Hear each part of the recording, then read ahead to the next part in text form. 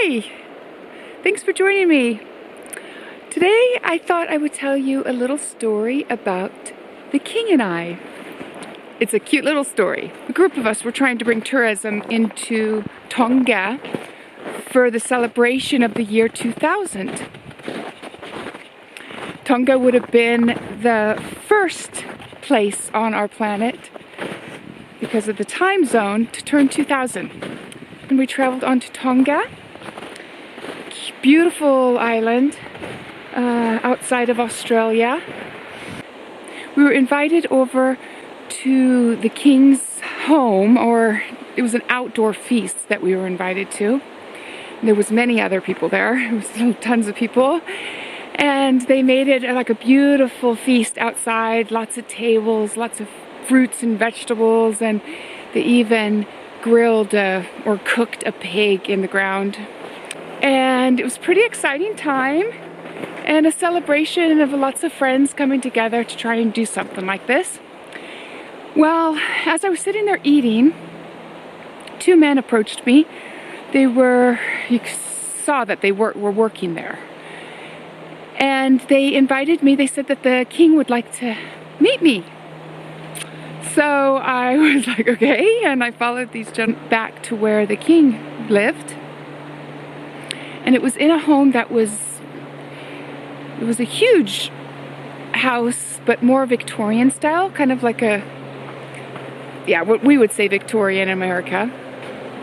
And I entered the home. There's a big porch outside, and we go along these hallways with all these pictures of all these important people and kings and princes and queens from other places. You could see that he's taking pictures of, and presidents and things like that. It was pretty exciting. And the man that's kind of leading me, he kind of guides me to the left of me, of in this hallway.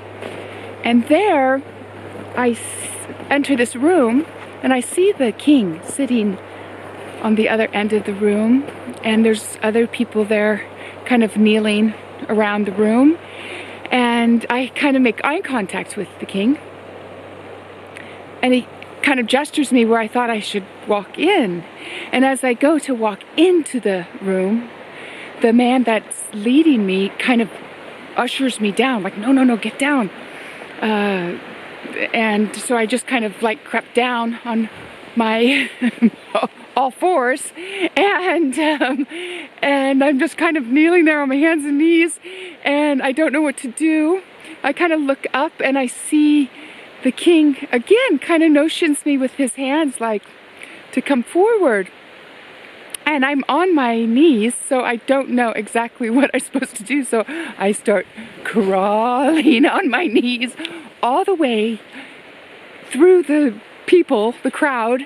And as I get up to the crawl to the king, I hear him giggle. He has this super deep voice. He's a big guy, like a couple 100 pounds. And he's like, oh, and he raises his hands like this for me to stand up. And I get up, and he's giggling. Oh, he's like cracking up, and I just couldn't do anything else. But I was so embarrassed, and I start cracking up. And at that point, he's just like, oh my, you're so pretty, lady. And he says, I wish I could offer you some sons.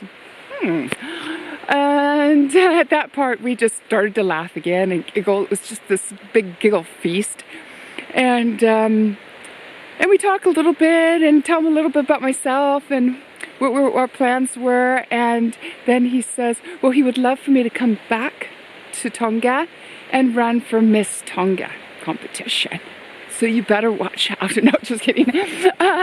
Which of course was an honor. It was very kind of him, and he was generous and kind and lovely. And as scared as I was, crawling up to a throne of a king, I just really realized that, we are more alike than we are different. And as the days went on, I wasn't there so many days, but the day that I was leaving, this car drove up to the little hotel I was at, and these same men that walked me over to the king came out and bared me gifts from the King of Tonga. So that was pretty special. We are human, and I had a good laugh with the King of Tonga, which was pretty cool to say. So remember to always remember that we're more alike than we are different. And I hope you enjoyed this lovely day. Here it is cold, but it's beautiful. And my nose is red, my cheeks are red, but I had to get outside and enjoy it. And I hope you did too. Have a wonderful day.